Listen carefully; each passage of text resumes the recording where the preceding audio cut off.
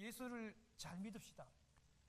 한경직 목사님이 돌아가시면서 우리 마지막 우리 목사님들에게, 성도님들이 아니고 권사님, 목사들에게 마지막 하신 말씀이 뭐냐면, 목사님 예수 잘 믿으세요. 목사님 예수 잘 믿으시다가 오세요. 여러분 그 말이 뭡니까? 이 시대에 예수 안 믿는 목사님들이 많다는 거예요. 설교는 해요. 신방도 하고 목회 일은 하는데 예수를 믿지 않는 목사님들이 많기 때문에 한 목사님이 돌아가시면서 너무 안타까워가지고, 여러분 그렇다면 예수 안 믿는 성도님들도 얼마나 많겠어요? 예수 안 믿는 성도님들도 많다니까요. 여러분 예수 믿으셔야 돼요. 예수 잘 믿으셔야 됩니다. 레위기는요, 유대인들이 가장 소중하게 생각하는 그런 율법 토라 가운데 한 책입니다. 그래서 특별히 자기들의 자식이 귀하니까 자식에게 토라를 가르치고 이 오경을 가르칠 때 제일 먼저 가르치는 게 바로 레위기입니다. 왜냐하면요, 이 레위기는요, 제사와 하나님께 드리는 제사와 그리고 이 백성들의 삶을 통해서 하나님을 섬기는 방법들에 대해서 자세히 기록한 책이기 때문에 그래요. 그래서 여러분 유대인들은요, 우리 인생을 살아가잖아요. 살아가는 이 가치와 살아가는 삶의 가치와 규칙을 어디에서 찾냐?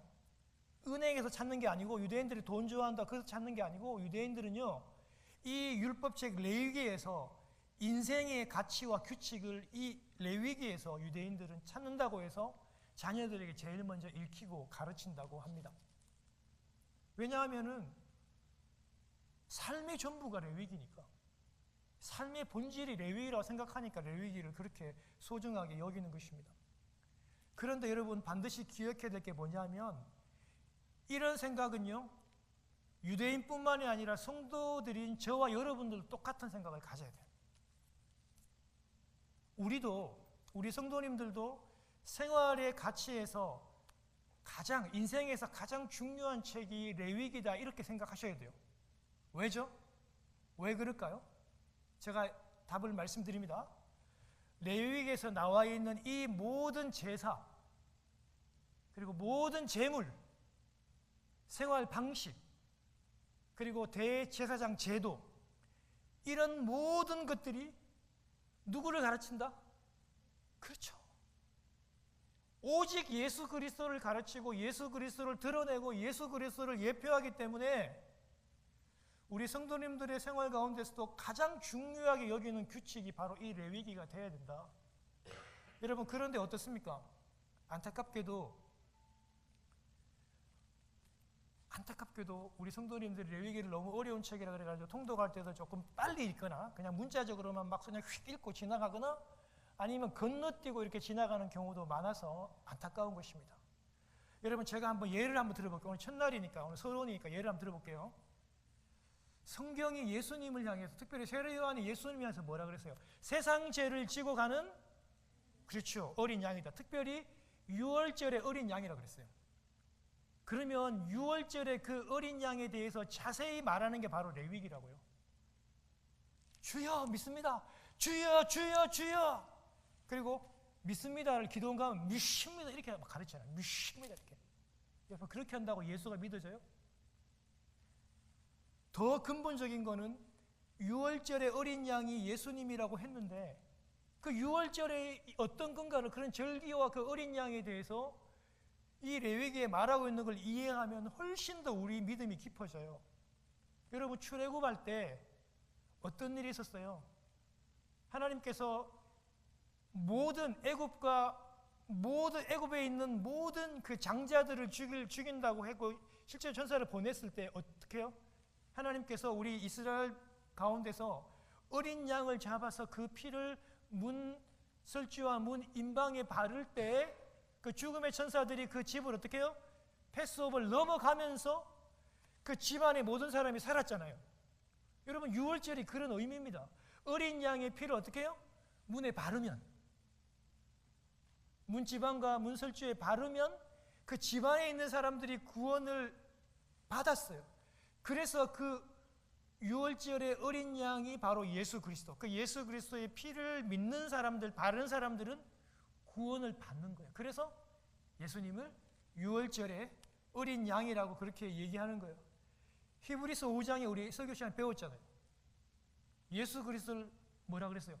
대제사장이신, 영원한 대제사장이신 예수 그리스도라고 그렇게 얘기했습니다. 대제사장은요, 이스라엘 온 백성의 모든 죄를 다 짊어지고 회막 안으로 성소 안에 들어가서 그 죄를 사하는, 하나님과 사람들과의 관계를 중재하는, 죄 용서받도록 도와주고 중재하는 사람이 바로 대제사장입니다. 예수님께서 죄로 인해서 하나님과 우리와 깨어지고 원수되었던 사이를 이어주고 중재하는 대제사장이잖아요. 그렇죠? 그러니까 대제사장이신 예수 그리스도를 제대로 알기 위해서는 이 레위기에 나와 있는 대제사장 제도를 아셔야 돼요. 그래서 여러분, 우리가 이 레위기를 보려고 하는 겁니다. 그래서 레위기를 그냥 빨리 휙 지나가거나 건너뛰고 지나가서는 안 되고, 레위기는 하나님께서 너무나도 저와 여러분들에게 오고 싶어요. 그리고 함께 거하고 싶다고. 그런데 여러분, 우리의 죄가 있으니까 어때요?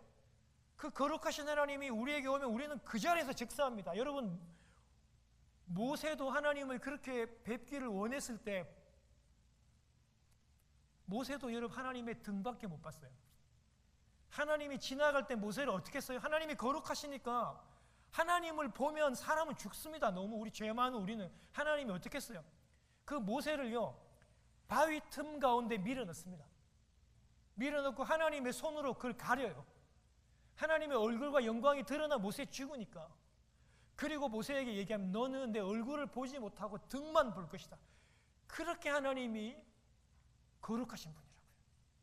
그런데 여러분, 이 거룩하신 이 하나님을 바로 만날 수 없으니 이 레위기를 통해서 우리의 죄를 용서받는 법, 그리고 그 거룩하신 하나님께서 이제 회막으로 찾아오셔가지고 우리와 만나주겠다고 말씀하시는데, 이 제사법을 통해서 죄를 지었을 때라든지 감사할 때라든지 아니면은 남의 물건을 훔쳤을 때 배상하는 방법이라든지 이런 방법을 통해서 우리의 죄를 회개하고 하나님을 만나는 법을 레위기에서 가르쳐주고 있는 것입니다. 그래서 여러분이 레위기는요, 구구절절한 하나님의 사랑의 이야기고 따뜻한 하나님과의 우리와의 관계의 이야기고 피 묻은 예수 그리스도의 이야기라는 것을 여러분 꼭 기억하셔야 돼요. 그리고 여러분, 이 레위기는요, 모세오경과도 아주 친밀한 책이고, 특별히 레위기 앞에 있었던 이 출애굽기와 굉장히 아주 가깝습니다. 우리 출애굽 잘 알잖아요.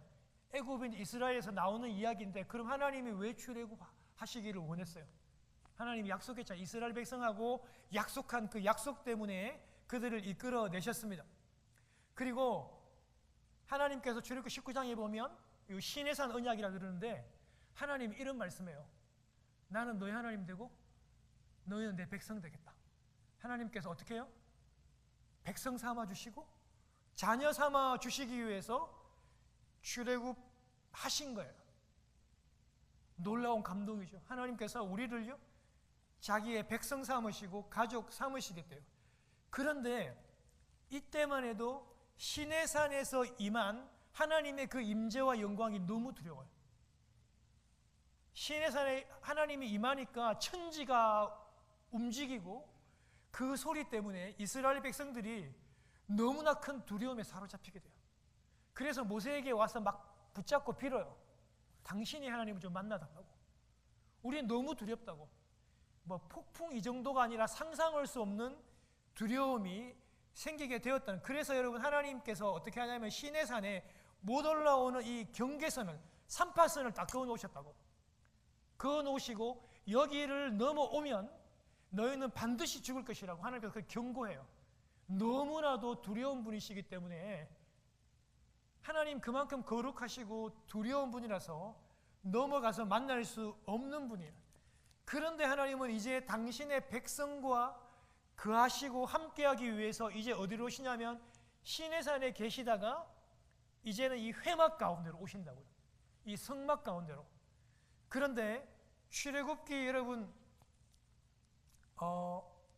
25장에서 31장에 보면요, 하나님이 이 회막을 어떻게 만드는지 설계도, 그리고 규격, 그것뿐만이 아니라 언약궤에 등잔, 제단, 제사장 입는 옷, 아주 자세하게 출애굽기 25장 31장에 걸쳐가지고 이 회막 성막을 지으라고 설계도를 다 주시고 모든 요소들을 말씀하시고, 출애굽기 40장에 보면 이미 성막이 완성이 됩니다. 회막이 완성이 돼요. 완성이 되고 난 다음에 하나님의 영광이 이 회막 안으로 임하게 돼요. 그런데 모세는 못 들어가요. 아직까지. 여러분, 출애굽께서 이렇게 회막을 다 만들어 놨다고요. 왜 만들었습니까? 하나님이 이제 시내산에 계시다가 이제 회막으로 내려오셔서 너희들과 함께 하고 싶다는 하나님의 간절한 마음의 표현입니다. 여러분, 이런 원리들을요, 오늘 저희들이 배워야 하는 거예요. 우리의 신앙생활 가운데 배워야 하기 때문에 우리들이 이 레위기가 중요한 것입니다. 하나님은 이제 회막 안으로 당신의 모세도 부르시고 당신의 백성들을 부르시기를 원합니다. 하나님은 이 복잡하고 어려운 제사의 제도를 통해서 당신의 백성들을 끌어안으시고 다시 함께하기를 원하고 교제하기를 원하십니다. 이제는 하나님께서 인간들을 초청하시고 인간들을 들어오시라고 허용하시고 계신다는 사실입니다. 그것이 바로 이 레위기다, 이렇게 생각하시면 되겠습니다. 여러분, 좀 어려울 수 있지만 이제 개념 이해하시죠? 예전에는 너무 무서웠어요. 너무 두려웠어요. 얼굴조차도 볼 수 없는 하나님이었지만 이제는 회막이라고 하는 이 곳에서 제사 제도를 통하여 우리를 만나고 싶은 거예요. 우리와 함께 하고 싶은 그 하나님의 마음, 사랑의 책이라는 것을 여러분 꼭 기억해 주시기를 바랍니다. 오늘 우리 1절 한번 볼게요. 하나님께서 모세를요, 회막으로 불러요. 출애굽기 40장에 보면요, 40장에 보면 분명히요, 모세는 36절에 보면요, 모세는요, 하나님의 영광은 회막 안에 임하지만 모세는 못 들어가요. 그런데 오늘 1절에 보면 이제는 회막에서 모세를 하나님께서 부르시고, 그리고 이 모든 내용들을 백성에게 전하라고 그렇게 말씀해 주고 계십니다. 하나님의 영광은요, 하나님이 이제 스스로 당신 자신을, 거룩하신 하나님은 스스로를 낮추어서 시내산에서 임재하신 하나님은 이제 회막으로 친히 찾아와 주시는 거예요. 그리고 백성들을 만나 주시기로 하셨고, 하나님은 이제 백성들과의 만남을 허락하는 것이 바로 제사의 출발이에요. 사랑하는 여러분, 오늘 이 예배도 마찬가지예요. 내가 하나님을 예배하고 싶다고 마음대로 찾아왔다고 예배가 되는 게 아닙니다. 하나님께서 이 예배를 허락하시고 하나님께서 우리를 만나줘야지 우리가 이 예배를 통해서 하나님을 만날 수 있는 겁니다. 그것이 바로 제사와 예배의 출발이라는 것을 잊어서는 안 돼요. 우리가 우리 마음대로 하나님을 마음대로 부르고 하나님을 달래고 으르고 떼쓰고 아닙니다. 그것은 세상의 이방 신들이 그렇게 하는 겁니다. 내 입장에서 너무 귀하고 좋은 제물로 신을 달래고 으르고 조정할 수 있다고 생각하는 세상의 모든 우상 잡심에 대한 개념과 우리가 하나님께 제사하고 예배하는 것은요, 차원이 다릅니다. 꼭 기억하시길 바라요. 이제 이 제사를 통해서 하나님과의 화해가 시작되고 하나님과의 사랑의 관계가 출발되는 것입니다. 이제 하나님께서 모세를 회막 안에서 부르고 계십니다. 사랑하는 여러분, 하나님과 함께하는 것, 그것이 천국입니다. 할렐루야. 여러분, 우리 신앙, 저도 어릴 때 그렇게 배웠어요. 우리는 자꾸 죽으면 천국 간대. 죽으면. 틀리지 않았습니다. 저희 아버지 어머니도 이제 90이 넘었습니다. 이제 곧 천국에 가실 분들이에요.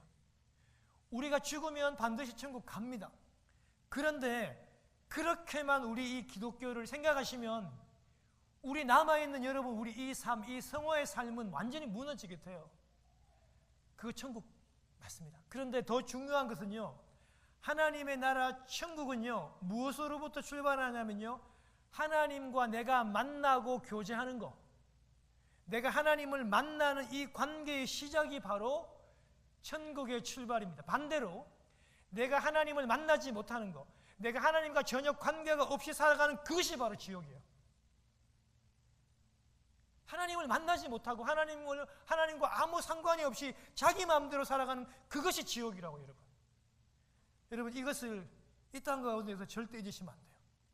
사랑하는 여러분, 하나님과 매일 기도를 통해서, 매일 큐티를 통해서 여러분의 천국을, 여러분의 하나님의 나라를 꼭 맛보시는 여러분들이 되었으면 좋겠습니다. 그래서 아무리 어려운 고통과 핍박이 와도 그곳이 천국이 될 수 있습니다. 여러분, 북한의 우리 지하교회 여러분, 우리 1만 명 정도 되는 성도님들 보세요. 그분들은 그곳을 천국이라 생각하고 지금 예배드리고 있는 거예요. 물질적으로는 힘들지만 그런 개념을 잊지 않고 매일마다 기도하고 묵상하고 찬양하는 저희들이 되어야 하는 것입니다. 하나님께서 제사를 통하여 죄를 용서받기 위해서 여러분 이 제사 제도를 주셨고, 하나님께 감사하기 위해서도 이 제사 제도를 주셨고, 남에게 보상하기 전에, 죄를 지어서 보상하기 전에 또 이 제사를 하나님께 드리는 제도를 우리에게 주었습니다. 그래가지고 사람은 누구나 그 제사법에 맞게 제사를 정하고 그리고 제물을 가지고 하나님께 나아갈 수 있는데요, 소도 됩니다. 양도 됩니다. 염소도 됩니다. 비둘기도 되고, 비둘기조차도 드릴 수 없는 사람은 한 움큼의 곡식으로도 돼요. 하나님은 부자 가난한 사람들을 따지지 않아요. 돈 없어도 괜찮아요. 하나님 그렇게 우리를 이해하시는 거예요. 그렇게 제물을 준비해서 본인의 형편에 맞게 준비해서 5가지의 제사의 종류가 있습니다. 여러분, 첫 번째로는 번제, 그 다음에 소제. 번제라는 거는요, 말 그대로 이렇게 번트 어퍼닝이라고 해가지고 태워서 드리는 거예요. 태워서 드리는 모든 제사를 바로 번제라 그래요. 번제. 그 다음에 소제는 곡식으로 드리는 게 소제, 번소 했습니다. 그 다음에 뭐냐면 화목제. 우리가 죄를 지을 때 하나님과의 관계를 잇때 예수 그리스도가 화목 제물이잖아요, 그죠? 화목제. 그 다음에 속죄제, 죄를 사할 때 드리는 제사. 그 다음에 속건제, 남의 것을 물건을 상하게 하거나 배상할 때 드리는 제사를 얘기해요. 여러분 잘 보세요. 앞 글자만 따보세요. 번소, 화, 그 다음 뭐요? 속속. 좀 유치하고 조금 그거한데, 우리 예전에 어르신들이 변소에서 공부하면 머리에 쏙쏙 들어온다고 그렇게 우리 어르신들이 가끔 할머니들 얘기했잖아요. 그래서 번소와, 번소화, 속속 이렇게 외우세요. 그러면 평생 안 까먹어요. 제사는 5가지. 변소와 속속. 변소에서 공부하면 머리가 쏙쏙 들어온다. 이렇게 번소화, 속속 5가지 제사입니다. 알겠죠? 요 제사가 있습니다. 그런데 오늘은요, 특별히 제가 짧게 이제 시간이 다 됐으니까 번제를 드리는 거예요. 이 번제는 영어가 더 쉬워요. 번트 오프링이에요. 태워가지고 드리는 제사를 얘기하는데요, 오늘은 특별히 그 제물 중에 하나인 송아지, 숫송아지에 대해서 오늘 이 레위기 1장에서 설명을 그렇게 하고 있는 것입니다. 여러분 잘 보세요. 제가 우리 설교 가운데 몇 번을 얘기했기 때문에 우리 성도님들은 다 알아요. 오늘 4절에 보면요, 그는 이렇게 얘기해요. 그는 번제물의 머리에 안수할지라. 그는이라고 하는 사람이 제사장이다 아니다? 제사장이에요 아니에요? 제사장 아닙니다. 여기 나오는 그는요, 번제를 드리기 위해서 집에서 자기의 기르던 가축 송아지를 끌고 데리고 온 사람이에요. 아시겠죠? 그 사람이 바로 흠없는 숫송아지를 몰고 와서 그 송아지의 머리 위에 어떻게 해요? 안수기도를 해요. 여러분, 제사장이 하지 않습니다. 자기가 죄 짓고 잘못해서 번제를 드리려고 하는데 자기 집에서 키우던 송아지를 끌고 와서 자기가 이 송아지 위에 안수기도 하는데 이거를 죄의 전가, 죄를 전달한다고 해서 죄의 전가의 기도라고 그렇게 얘기합니다. 그래서 누가 죽어야 돼요? 여러분 저를 보세요. 누가 죽어야 돼요? 죄 지은 내가 죽어야죠. 근데 어떻게 해요? 내 죄를 이 송아지에게 안수함으로 내 죄가 이쪽으로 가는 거예요. 내가 죽어야 되는데 내 대신 송아지가 죽게 되는 것입니다. 그런 의미입니다. 13장부터 5절부터 13절 내용들을 여러분 제가 설명을 잘 드릴게요.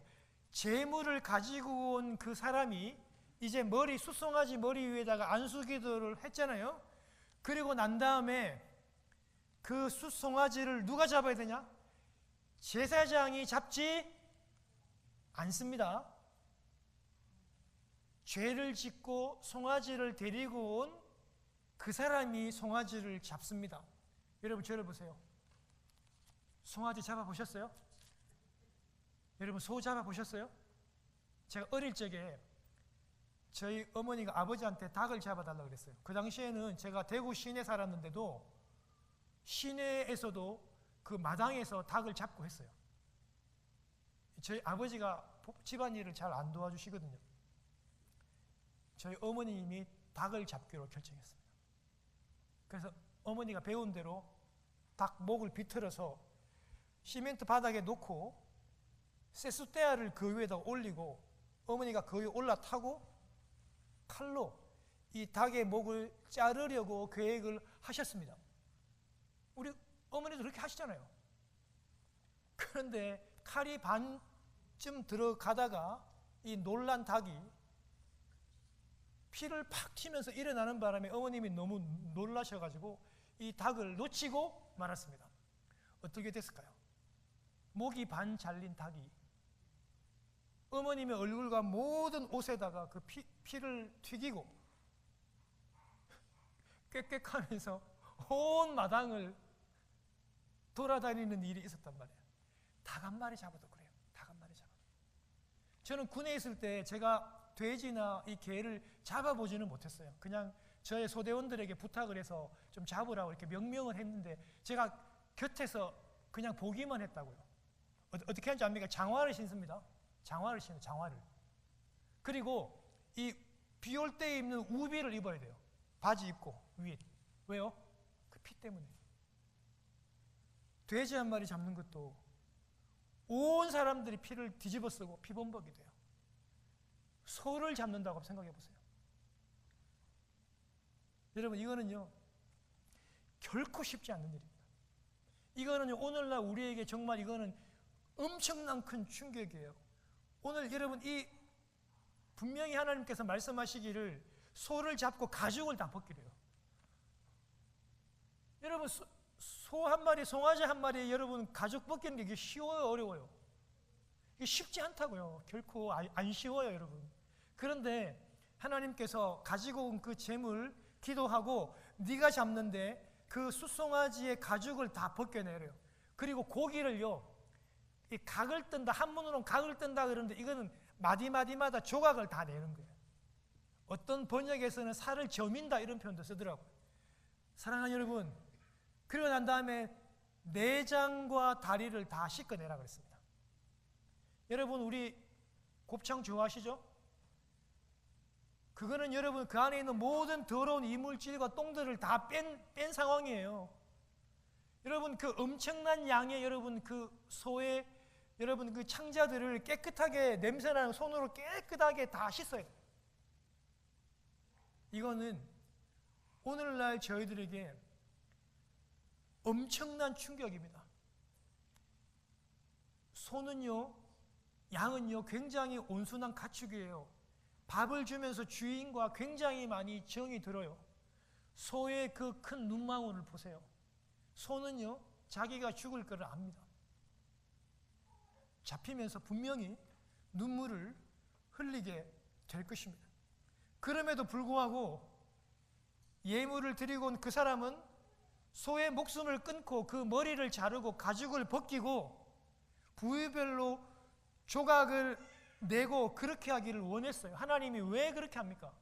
그냥 묶어가지고 그냥 불에 태우면 되잖아요. 기절시켜가지고 그냥 태우면 되잖아요.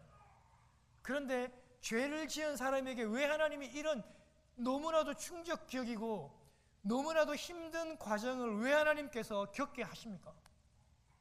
왜요? 그것은 하나님께서 죄를 지은 데 대한 미안함과 자책과 후회, 그리고 다시는 이런 과정들을 통해서 죄를 짓지 않겠다라고 하는 결단들을 하기를 하나님께서 원하셨기 때문이에요. 이런 제사의 모든 과정들을 친히 제사장에게 맡기지 않고 죄를 지은 그 사람에게 일일이 경험하게 하고 그거를 시키게 하는 거예요. 내가 키웠던 내 가축이에요. 아침만 해도 요물을 주고 풀을 먹였는데 내가 죄를 지어가지고 나의 죄 대신 내가 죽어야 되는데 불쌍하고 힘없는 내 가축 소와 송아지와 이 양들이 이런 죽임을 당하게 하고 그 소를 잡으면서 그 피를 뒤집어 쓰면서 그 죄에 대한 후회와 자책들을 하나님께서 겪게 하셨던 겁니다. 오늘은 시간상 제가 이 부분들을 한 가지만 제가 적용하고 설교를 마치겠습니다. 사랑하는 여러분, 우리가요 이런 모든 제사의 죄를 통해서 가장 먼저 떠올려야 될 것이 무엇입니까? 하나님께서 그걸 원하셨어요. 바로 유월절의 어린 양 되신 예수 그리스도를 떠올리시고 그 피를 우리는 떠올려야 되는 것입니다. 여러분, 베드로 전서 1장 2절 말씀을 한번 보겠습니다. 그리고 17장과 19절 말씀을 저희들이 한번 보도록 하겠습니다. 혹시 떼어줄 수 있나요? 안 돼요? 네. 아니, 괜찮아요. 지금 띄워진 거예요? 예, 우리 같이 읽겠습니다. 시작. 곧 하나님 아버지의 미리 아심을 따라 성령이 거룩하게 하심으로 순종함과 예수 그리스도의 피 뿌림을 얻기 위하여 택하심 받은 자들에게 편지하노니. 여러분, 너희에게 더욱 있을지어다. 아멘. 예수 그리스도의 피 뿌림을 받기 위해서 얻은 백성들에게 편지를 한다 그럽니다. 무슨 말이죠? 성도님들은 이렇게 예수 그리스도의 그 피를 뿌림받은 사람이에요. 성도님들은 그 예수 그리스도의 피를 뒤집어 쓴 사람이에요. 우리가 이 제사를 통해서 예수 그리스도께서도 우리의 죄를 다 뒤집어 쓰시고 우리의 죄를 당신의 몸에 다 전가하심으로 예수 그리스도께서 십자가에서 죽으셨습니다. 그래서 예수 그리스도를 유월절에 어린 양이라 하셨고 예수 그리스도를 우리 죄 때문에 죽으신 제물이라고 그렇게 말씀하고 계십니다. 히브리서 5장에는요 이 예수 그리스도를요 제물도 되시지만 영원한 대제사장이 되어 제사를 주관하시는 대제사장이심에도 불구하고 동물의 제물이 아니라 당신 자신이 친히 제물이 되어서 피를 흘려서 우리의 모든 죄를 사하셨다고 그렇게 얘기하고 있습니다. 사랑하는 성도 여러분, 오늘 우리가 이 번제를 통해서 예수 그리스도의 그 제물 되시고 피 흘려 주시고 그것으로 인하여 하나님과 우리와 화목하고 연결하기를 원하셨다는 사실들을 꼭 기억하시는 여러분 되시기를 주님 이름으로